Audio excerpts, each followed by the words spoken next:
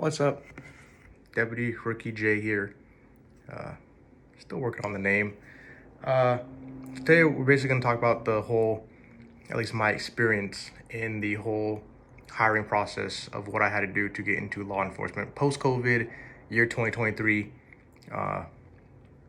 So basically, start off with, I had to take my sign up for an exam on public safety testing. You can do either virtual at home or you can do in a testing facility.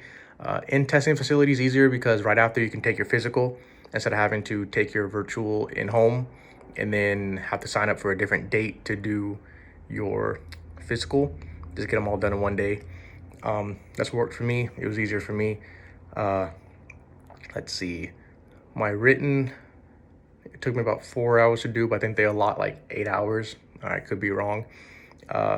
The physical was really easy. I had to do, well, I think it was like 25 sit-ups, 25 push-ups, and 20 or 25 burpees or up-downs. Really simple. Next, I had to, after all my results were sent out to the agencies would email me if they were recruiting. Also, you had to get a 70% or higher to pass the written. I'll put that out there. All the agencies you wanted your results sent to are sent out to them. They will email you. Everything's really email. So make sure you check your emails daily, multiple times a day. So yeah, they message you emails. They'll offer you basically a link to create your ESOF profile, and you will sign in, you'll make an account, and you'll fill out an application, which is usually on neogovernmentjobs.com. I think it's really where majority of my applications were filled out at. You'll do that, and then they will, after an application is received by the agency, they will send you a personal history packet, which there's another video where I go into depth of what they're going to ask you in your personal history packet. It's pretty in depth, so you want to kind of get all that information ASAP because it goes go in depth. After that, if you pass everything and there's no red flags or something that disqualifies you, please check the disqualify list before you actually fill this out and apply. Because you don't want to waste your time, you don't want to waste your money because it does cost to apply to agencies. So check the disqualifications. Make sure you don't meet any of those qualifications. You don't want to waste your money because you don't get reimbursed. Let's see, after my personal history statement, let's say I turned that in. That took them about 2 weeks to kind of view everything and message me back. They messaged me back, and then I went to, what did I do next? I went to my polygraph exam. So I went to the polygraph exam. They asked me, a bunch of questions. Can I give examples? I don't know if I can give examples. But they ask you questions. They hook you up. They'll give you a disclaimer, and they'll ask you questions, and then you'll fill it out. And then those questions that you fill on the disclaimer is what they ask you when they hook you up to the machine. So there's no trick questions. My examiner was really cool. We went through the disclaimer. He's like, okay, these are all the questions I'm going to ask you. They hook you up, and then they'll ask you yes or no questions. It's all yes or no, and then they will what's it called? When they hook you up and they ask you yes or no questions, they'll make you tell a lie to see how your body reacts. Cause I guess your body has a natural chemical reaction to the non-truth or to misleading information. So they do that. They'll ask you, they'll go over everything and tell you, hey, this is what we're going to ask you. We'll do a practice test, and then we'll do the real thing. Pretty easy. It takes like 10 minutes. It's really quick, really fast. You'll know on the spot right then after the exam. You'll know whether you passed or failed. You don't got to wait for that. After that, I went on to my interview, my oral board interview with the department, where they ask you basically 10 questions. They'll ask you kind of ethical questions, and then they'll ask you moral questions, and they'll ask you situational based questions. Like one of the questions I was asked was, if you're driving and you see a suspect beating a fellow officer with a blunt object, but there's a wire fence in the way between you and the officer. What are you gonna do? You know, you kind of have to. They want to see how your brain reacts to quick thinking. So that's just kind of a situational based question I'll give you. After that, if you pass that, I went on to see the polygraph. Then I went on to the oral board. After that, I met with my background investigator to talk about everything in my personal history statement, to kind of, you know, cross my T's and dot my I's, make sure there's nothing I was leaving out. They will actually pull up a record too and say, hey, like, you forgot this, like, what's this, you want to talk about it? Or, hey, can I get a little more information on this? So that was a quick one too. After that, I guess I say took them 2 weeks to go through my personal history before I got my polygraph exam.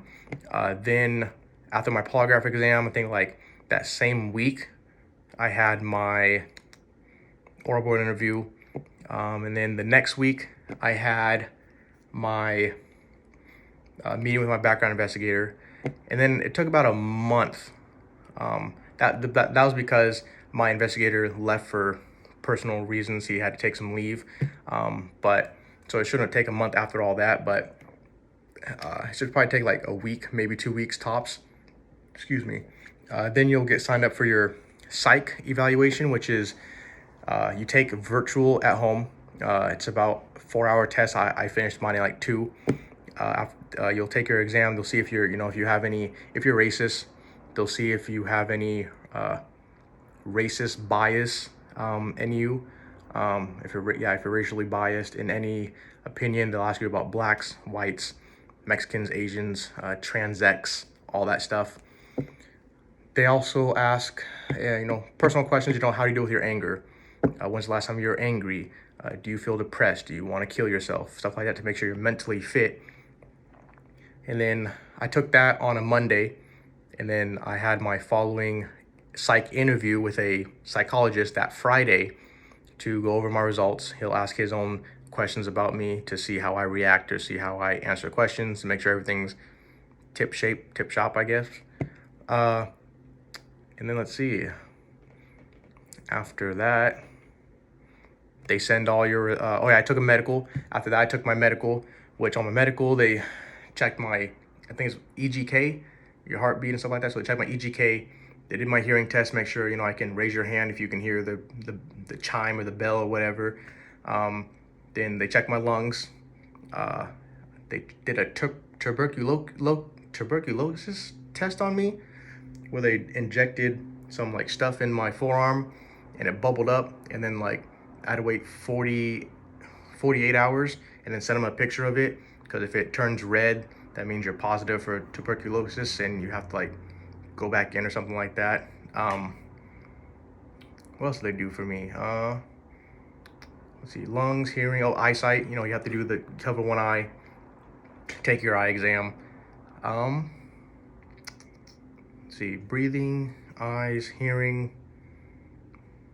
Also, you have to see if you're colorblind. So they give you like a book that's different colors, but you have to read through the colors and read the numbers to make sure you're not colorblind.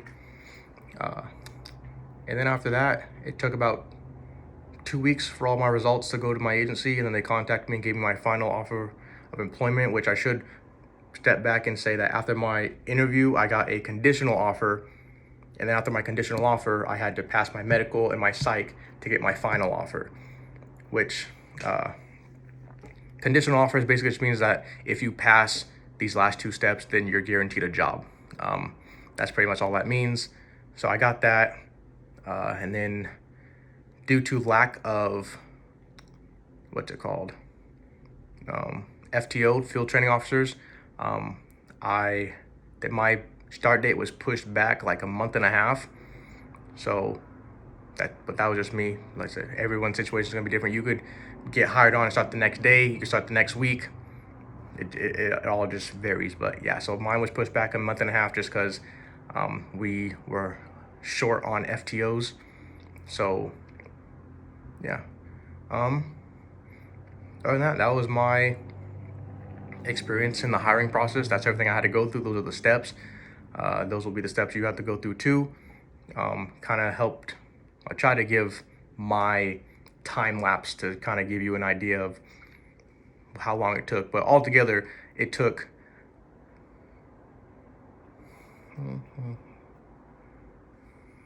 7 months. It took 7 months for me to go through the whole process and get my start date. And yeah, so that's just that was my experience. I'm gonna also do more videos throughout pursuing this career to kind of give you guys an in-depth look of how it is to be or have a career in law enforcement with the new 2023 year, because a lot has changed. New rules and regulations have gone through.